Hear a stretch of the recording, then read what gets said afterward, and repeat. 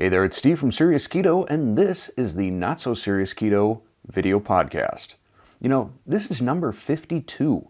I wasn't even paying attention as I was putting these together. It would have been maybe cool to do something in honor of number 50, but just didn't think of it. Maybe we'll do something for episode 100 when we get there, if we get there. We should get there. Now, even though this video is being released on Monday, February 15th, I'm actually recording it on Wednesday the 10th. And the reason for that is the 15th is going to be kind of, I think, a weird day for me. I think a lot of days are going to be kind of weird for me here as we ramp up to Courtney leaving for Army basic training. The experience isn't altogether unfamiliar to both my wife and to me. You know, we went through it sort of with Connor when he left for college, but he was only going to Madison, Wisconsin, an hour away. He had his phone. We were able to play Xbox online together. And we were able to stay in touch. It wasn't like he was that far removed. And then we went through it a little bit more when Connor left for Army basic training back in September. That was difficult because we were completely pretty much out of touch with him until we got able to start writing letters. And then I'm sure any military parent can attest to this. When you'd go out to the mailbox and see a letter from your son or daughter, it was just crazy exciting. We all gathered around and I would read off the letter. And now that he's approaching the last month of training, he's got his phone, he's able to text us from time to time. We FaceTime once or twice a week. So that's good. But this is sort of even yet a slightly different story now with Courtney for two reasons. One, she's never really been away from home for any length of time. She went to college locally, stayed at home. So this is going to be our first real time away from her in almost 20 years. And that's going to feel a little bit weird. It's also going to feel weird that we have neither of our kids here. We're actually essentially empty nesters. At least half a week we're empty nesters. We still have our grandson Colton on 3 or 4 days a week. But it's going to be a different thing for us. And I hope actually a good thing, because my wife and I, we were husband and wife for a few years, and then it just felt kind of like we were partners in parenting. And there was this tendency, right or wrong, to sort of put our kids before ourselves. So hopefully we can start doing some fun stuff together. It's too bad it's still going to be crazy cold up here, because it would be nice to be able to go out to a park, have a picnic, something like that, something romantic. But yeah, it's going to be weird, and that's why I decided I would rather record this today, Wednesday, while I'm still a little bit emotionally distant from the events that are coming up next week. Now, I had mentioned last week that I've moved to a new camera lens. I figured out a number of different settings on my camera to hopefully create a more consistent looking picture. This week, I'm playing around with frame rate. So I reduced the frame rate to 24 frames per second, which is what film is, as opposed to last week and all the videos before where I've been at 30 frames per second, which is typically video shooting. So we'll have to see if this looks any more cinematic, if it looks any softer. I'm not sure. Like last week, I'm also using that 1.8 aperture, that wide open aperture, which brings me, I think, into more focus and makes the background more blurry. And I realize that might make locating the Easter egg a little bit more challenging, but bear with me. I'm having some fun playing around with these settings, and maybe eventually I settle on a look, if you will, stylistically. Oh, I forgot to mention also, if you're watching this on Monday, I've got sort of an exciting week doctor-wise going on. So Monday night, I will be doing an at-home sleep study. So we'll see if we see anything going on. Tuesday, I get to visit a urologist based on my slightly elevated PSA score from my last blood testing. So we'll see what's going on there. And then Wednesday, I'm having a CT scan done of my sinuses to see, is there some sort of a blockage going on there that's affecting my sleep? And maybe they'll also see something that could explain why I'm getting these olfactory hallucinations. And last week when I talked about these olfactory hallucinations that I've been having, this smelling of cigarette smoke constantly. A number of you said that you have or do experience the same thing. One of the things I've noticed in conjunction with it, sometimes it is so strong I will have like a sneezing fit. Not like a sneezing fit, it's an actual sneezing fit. I'll string together 5, 6, 7 sneezes in a row. I'd be curious to know, for those of you that have experienced this smelling of smoke thing, does it make you sneeze also? Because I used to sneeze a lot. I used to have a lot of seasonal allergies, had to take Claritin. But since going keto, I haven't had any of that. I've had none of the itchy eyes, itchy nose, sneezing fits, any of that jazz. So another kind of cool side effect of being keto. But now the sneezing thing with the smoke smell, I'm not digging it. Not at all.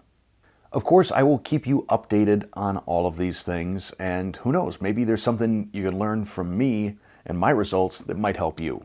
I had also mentioned in the last podcast about Wes from Highfalutin Low Carb sending me a message and how cool I thought that was.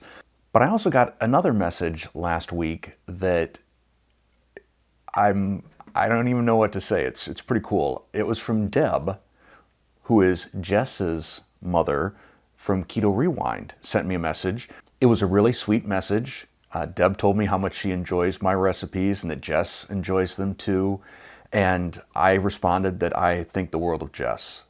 What she has done with her physical transformation is just amazing. And she's just got such a down-to-earth, natural, fun, and energetic personality.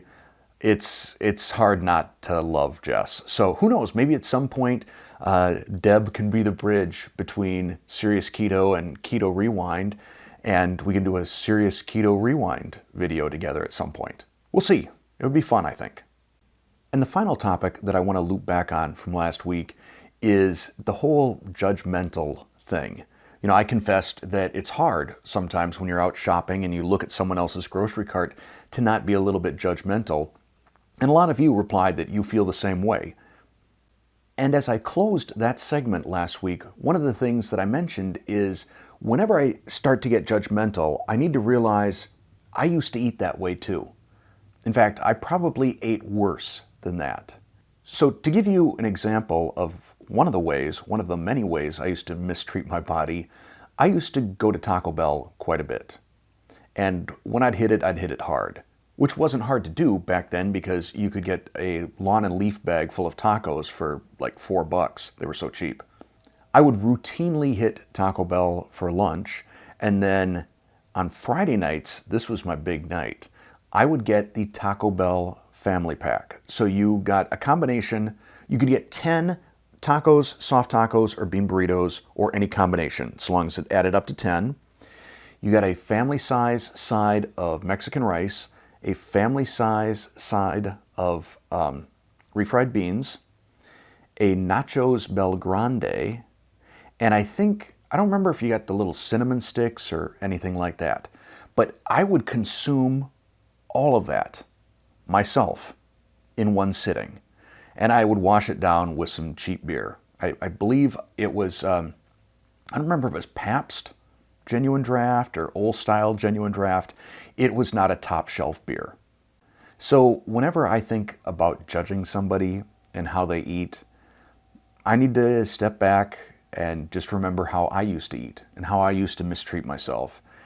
And realize that trying to lecture anybody, trying to lead anybody, trying to tell them that what they're doing is wrong is only going to be met with resistance. I've said it before and I'll say it again because I have a tendency to repeat myself. You can't drag people to the truth. They need to find the truth. But we can be a path to that through our example, through our health, through our attitude. And at some point, I believe a lot of the people in our lives that aren't healthy, that aren't eating healthy, they will hit a point where they realize they need to change, and then we can be that agent of change for them. So that's it for recapping last week. Now we'll take a brief little ad break.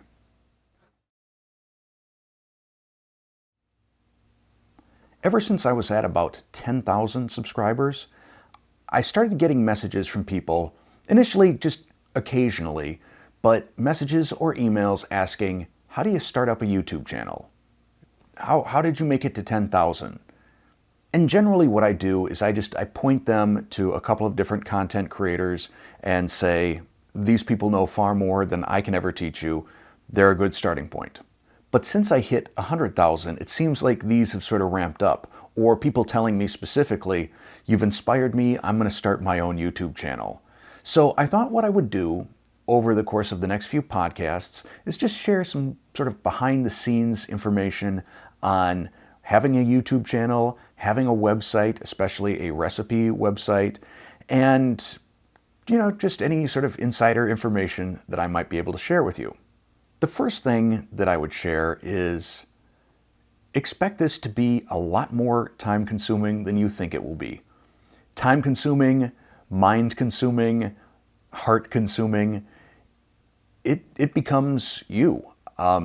It becomes your brand.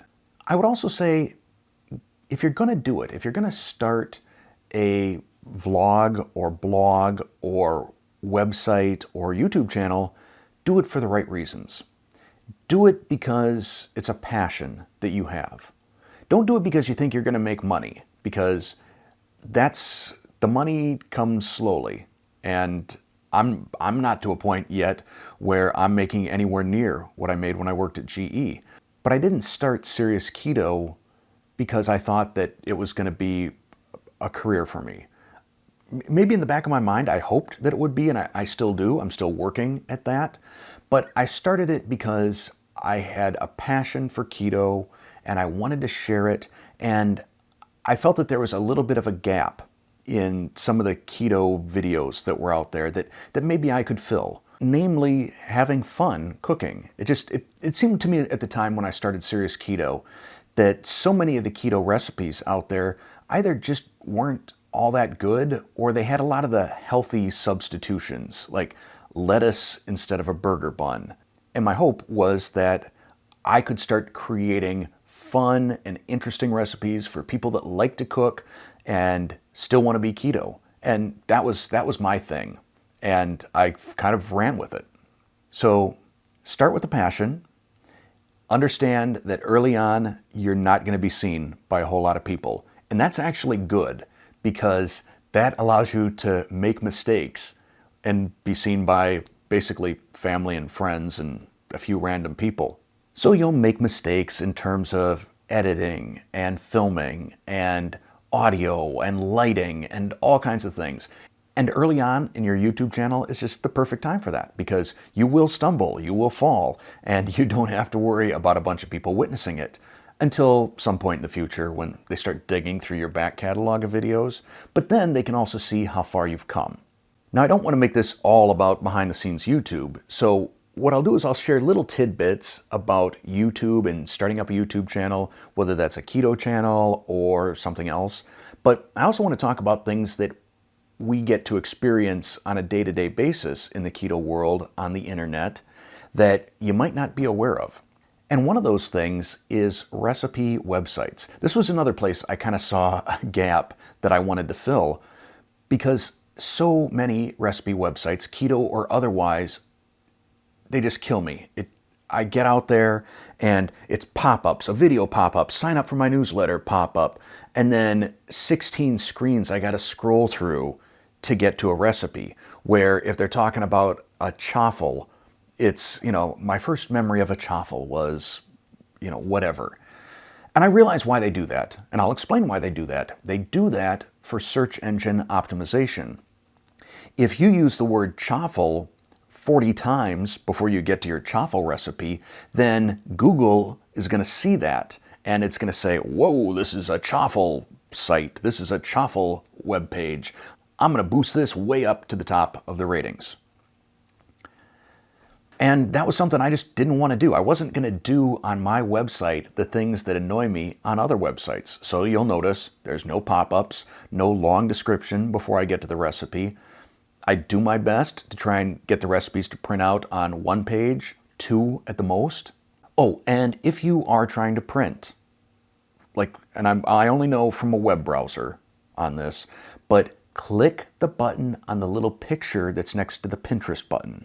So you have the main completed food picture, and then I think it's the second picture that always appears. It's usually my work in progress picture, and there's a little Pinterest button and there's a print button. That's the button you want to print. That will give you a nice clean printout. There won't be any of the jazz, off on the side. There won't be, I don't even think it includes the pictures. So pretty straightforward. But back to the whole recipe website thing. I had mentioned a handful of podcasts ago about how I was witnessing either a person or a bot come into my site and 1-star every one of my recipes sequentially. It went through all 100, 120 recipes, whatever I've got out there. And over the course of 15 minutes, the same anonymous user 1-starred every recipe. And this would happen maybe twice a week. So either someone was doing this with a bot, or someone just had enough time on their hands and a strong enough dislike for me that they decided they were going to do this.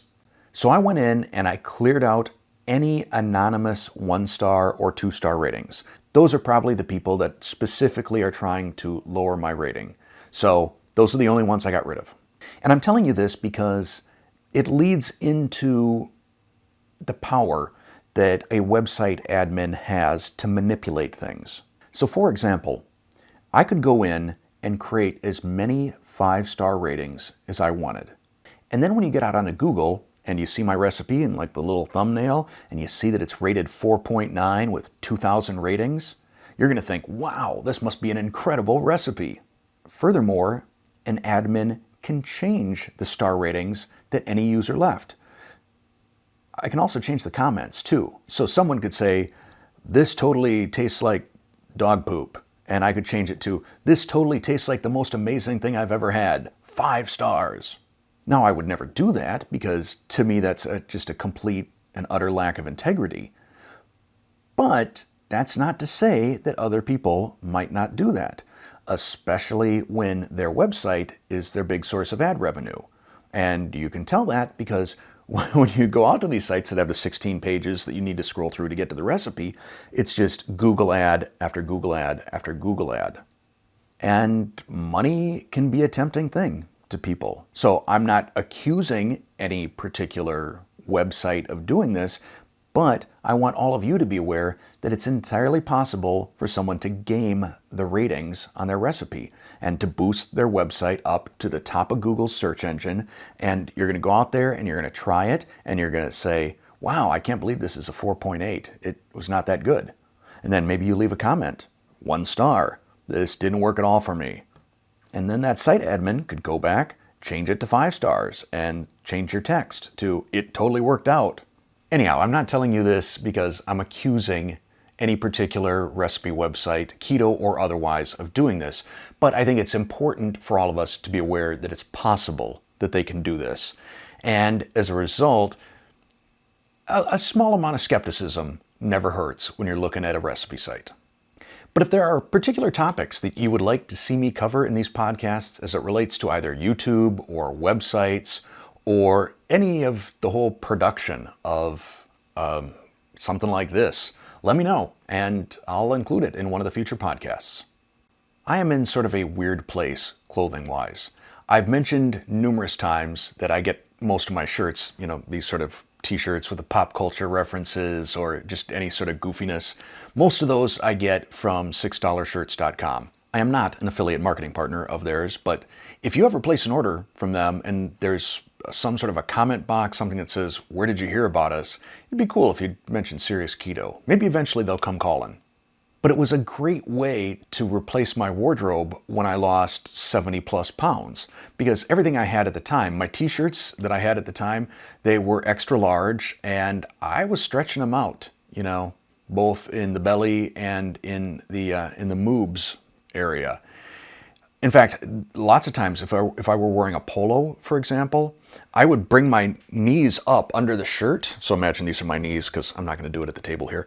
Up under my shirt and then just use my knees to kind of push out and stretch out the shirt so it didn't accent my fat so much.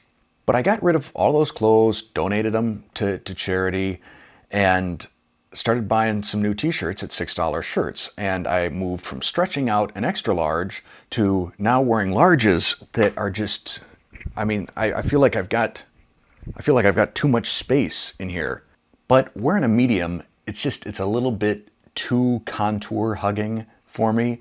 And it looks like I'm trying to show off my arms, which I am not because I don't think they're worthy yet. Maybe someday.